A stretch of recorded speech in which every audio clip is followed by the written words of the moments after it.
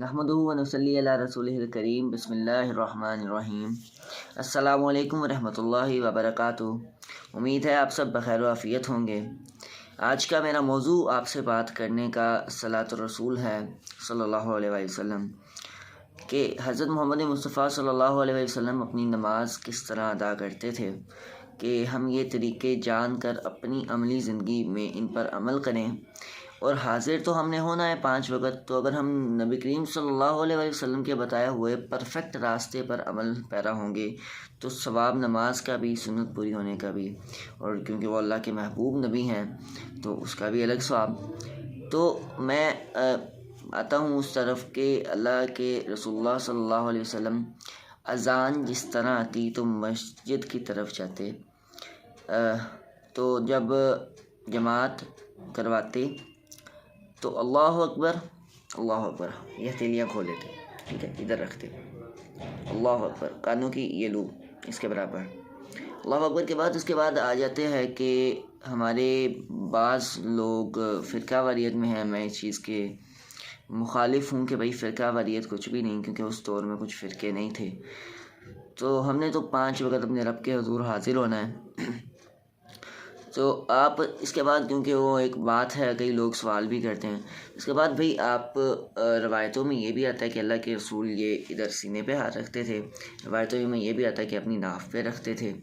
तो आप जिधर रखना चाहें नो प्रॉब्लम। इसमें ये है कि अल्लाह ताला के रसूलुल्लाह सल्लल्लाहु अलैहि वसल्लम ये अपना दायां हाथ बाएं हाथ की ये कलाई के ऊपर रखते थे, ठीक है। और फिर अल्लाहुम्मा बाइद बैनी व बैना खताया कमा बाइता बैनल मशरिक वल मगरिब अल्लाहुम्मा नक्किनी मिनल खताया कमा युनक्कसुल अबयज़ु मिनद दन्स अल्लाहुम्मा अग़सिल खताया बिल माइ वस्सुल्जी वल बर्द। उसके बाद सुब्हानक अल्लाहुम्मा व बिहम्दिका व तबारक अस्मुका व तआला जद्दुका व ला इलाहा गैरुक औज़ु बिल्लाहि मिनश शैतानिर रजीम बिस्मिल्लाहिर रहमानिर रहीम। अल्लाहुम्मा बाइद बैनी वाली दुआ या ये सुन्नत है, ये पढ़ते थे आप सल्लल्लाहु अलैहि वसल्लम। उसके बाद ये सना है, ये तो पढ़नी है। उसके बाद सूरतुल फातिहा है, और फिर जो आप सूरत और कोई पढ़नी चाहें ये कंपलसरी चीज़ है। अल्लाहुम्मा बाइद बैनी हम कट कर चुके हुए हैं, हमारे काफ़ी लोग नहीं पढ़ते, पढ़ लें सवाब है, ना पढ़ें कोई मसला नहीं, सना पढ़नी लाजमी है। इसके बाद आप अल्हम्दुलिल्लाह मतलब कि सूरतुल फातिहा पढ़ते थे, और उसके बाद आप अगली सूरत वो जो भी मतलब कुरान मजीद का हिस्सा जिसमें से भी पढ़ लेते। फिर आ जाती है रकू की बारी। रवायतों में आता है कि आप रफ़ा दैन करते भी थे, कई दफ़ा करते भी थे। आप सल्लल्लाहु अलैहि वसल्लम ने रफ़ा दैन किया भी है, रफ़ा दैन नहीं भी किया, इसीलिए फिर हम इस बात के झंझट में नहीं पड़ते, ना हम आपको डालते हैं कि आप रफ़ा दैन करें या ना करें, करने का सवाब है ना करने का सवाब है, मैं आपको इस बात में नहीं डालता। क्यों? क्योंकि आप सल्लल्लाहु अलैहि वसल्लम ने किया भी है, नहीं भी किया। रफ़ा दैन करना है तो आप रफ़ा दैन करेंगे कानों तक, नहीं करना तो ठीक है, आप अल्लाहु अकबर रकू में जाए। रकू में किस तरह के, कमर बिल्कुल सीधी, बड़े आराम से आपने रकू करना है, कमर सीधी करके रकू वाली दुआ आपने पढ़नी है। फिर आपने समी अल्लाहु लिमन हमीदा, फिर वैसे ही रफ़ा दैन अगर आपने करना तो करें, नहीं करना कोई मसला नहीं। समी अल्लाहु लिमन हमीदा के बाद रब्बना वलकल हम्द, हम इतना पढ़ते हैं, आप सल्लल्लाहु अलैहि वसल्लम पढ़ते थे रब्बना वलकल हम्द हम्दन कसीरन तय्यिबन मुबारकन फ़ी। अब देखें कि इसमें रवायतों में आता है कि नमाज का चोर कौन है। नमाज का चोर तो मैं आपको पढ़ के सुना देता हूँ कि हज़रत अबू कताज़ा रज़ियल्लाहु ताला अन्हु रवायत करते हुए कहते हैं कि रसूल खुदा सल्लल्लाहु अलैहि वसल्लम ने फरमाया, चोरी के एतबार से बहुत बुरा चोर लोगों में वो शख्स है जो अपनी नमाज में चोरी करता है। साहबा ने फिर सवाल किया ना कि या रसूलुल्लाह सल्लल्लाहु अलैहि वसल्लम कि वो चोर कैसा है, तो अपनी नमाज से वो किस तरह चोरी करता है। तो रसूल खुदा सल्लल्लाहु अलैहि वसल्लम ने फरमाया, जो ना पूरा करे रकू नमाज का और ना सजदा इसका। यानी कि रकू किस तरह, अल्लाहु अकबर नीचे समी अल्लाहु लिमन हमीदा, जल्दी ना गलत है, आराम से तहम्मुल से हम उस रब के सामने खड़े होते हैं, उससे बात कर रहे होते हैं जो इस सारी कायनात का खालिक मालिक राज़िक है। आराम से तहम्मुल से उसकी वहदानियत, उसकी ना बुजुर्गी बड़ाई बयान करनी है हमने। आगे समी अल्लाहु लिमन हमीदा, उसके बाद रब्बना वलकल हम्द, बड़े इत्मीनान से। बहुत सारे लोग जब समी अल्लाहु लिमन हमीदा क्या वाली बारी आ जाती है तो ऐसे ऊपर नीचे غلط ہے، نہیں کرنی۔ اب آپ دیکھ لیں کہ اس سے اللہ کے رسول نے چور کہا ہے جو نماز میں چوری کرے۔ اس کے بعد سجدے بڑے ہی اپنے آرام سے کرنے ہیں، بڑے ہی آرام سے۔ ہم کسی اور کے سامنے نہیں سجدہ کر سکتے، شرک ہے، اسی ایک رب کی ذات کے سامنے سجدہ کرتے ہیں۔ تو بڑے آرام سے آپ نے پڑھنی ہے سجدے والی دعا، بڑے آرام سے آپ نے سجدہ کرنا ہے، ٹھیک ہے۔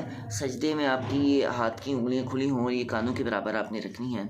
یہ صحابہ نے فرمایا کہ ہم نے اللہ کے رسول کو 7 چیزوں پر سجدہ کرتے دیکھا: ماتھا، 2 ہاتھ، 2 گھٹنے، اور یہ پاؤں کے پنجے، اور پاؤں 7 ملے ہوئے، کمر سیدھی۔ اب اس کے بارے میں کیا آ جاتا ہے کہ میں آپ کو پھر حدیث پڑھ کے سناتا ہوں کہ عبد الرحمن ابن شبل سے روایت ہے کہ رسول خدا صلی اللہ علیہ وسلم نے سجدے میں کوے کی طرح ٹھونگے مارنے سے منع کیا۔ کوے کی طرح ٹھونگے مارنے سے کیا مراد ہے کہ سجدہ اوپر پھر نیچے، غلط ہے۔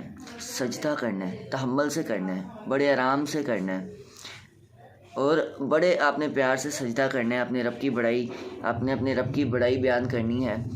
اور آپ نے جب سجدے سے بیٹھنا ہے پھر آپ نے درمیان والی دعا پڑھنی ہے، ربنا اغفر لی پڑھ لیں، رب اغفر لی پڑھ لیں، اللہم اغفر لی ورحمنی واجبرنی وارزقنی واہدنی ورفعنی وعافنی پڑھ لیں۔ اب آپ نے کوے کی طرح ٹھونگے نہیں مارنی، اسی طرح آپ نے کھڑا ہونا ہے، ٹھیک ہے۔ اور آپ اللہ کے رسول جب اللہ اکبر پہلی رکعت کے بعد اللہ اکبر کہتے تھے تو پہلے سجدے سے کھڑے ہو کے بیٹھ جاتے تھے، پھر آپ اوپر اٹھتے تھے، ٹھیک ہے۔ یہ کر لیں، بہتر ہے، نہ کریں پھر بھی ٹھیک ہے، کر لیں گے سنت پوری ثواب زیادہ۔ پھر دوسری رکعت آ گئی، آپ اسی طرح کریں گے۔ اگر 2 رکعت کی نماز ہے تو دوسری میں پھر آپ نے تحیات پہ جب آپ بیٹھیں گے تو تحیات پڑھ لینی ہے اور آپ نے اٹھ جانا ہے۔ اور اگر 4 ہے تو دوسری میں تحیات صرف، اور پھر آخر میں، تو آخر والی آپ نے رکعت میں تحیات پہ بیٹھ گئے، پھر درود ابراہیمی ہے، پھر آگے آپ جو دعا مانگنا چاہیں وہ ہے اللہم انی اعوذ بک من عذاب القبر، زیادہ مطلب پڑھی جاتی ہے کہ اے اللہ مجھے پناہ دے قبر کے عذاب سے، واعوذ بک من عذاب جہنم، جہنم کے عذاب سے، واعوذ بک من فتنۃ المسیح الدجال، مجھے دجال کے فتنہ سے بھی نجات دے۔ دیکھیں کہ دجال کتنا بڑا فتنہ ہوگا۔ یہ جو ہم دعائیں پڑھتے ہیں نا، ہم اپنے رب سے دعا بھی مانگ رہے ہوتے ہیں، پناہ بھی مانگ رہے ہوتے ہیں، استغفار بھی کر رہے ہوتے ہیں، گناہوں کی بخشش بھی مانگ رہے ہوتے ہیں، ہم زبان سے ان سے بالکل رابطے میں ہوتے ہیں 5 وقت۔ اب دیکھیں کہ ہم 5 وقت جس رب کے سامنے جو 70 ماؤں سے زیادہ پیار کرتا ہے حاضری دیں گے، ٹھیک ہے، تو اللہ تعالیٰ کیا ہمیں معاف نہیں کرے گا؟ ہماری دعائیں بھی تو قبول کرے گا نا۔ تو بہتر ہے کہ ہم 5 وقت اپنے رب کے حضور حاضر ہوں، دعائیں کریں، اپنے نبی کی، اپنے رب کی بڑائی بیان کریں، درود و سلام بھیجیں، تحیات ہے، پھر سلام ہے۔ سلام ہمارے بہت سارے لوگ نا ویسے ادھر اس طرح کر لیتے ہیں یا تو بالکل ہی پیچھے لے جاتے ہیں، غلط ہے۔ سلام سائڈ پہ آپ نے بالکل کرنا ہے، السلام علیکم ورحمۃ اللہ، ٹھیک ہے۔ تو آخر میں جب اتحیات ہوتی تھی تو یہ آپ صلی اللہ علیہ وسلم، یہ اپنا دایاں پاؤں میں آپ کو کر کے دکھا دیتا ہوں، یہ بیٹھے ہوئے ہیں، اس طرح کر کے یہ ایسے اسے نیچے لے آتے تھے، اللہ کے رسول اللہ صلی اللہ علیہ وسلم اسے نیچے لے آتے تھے۔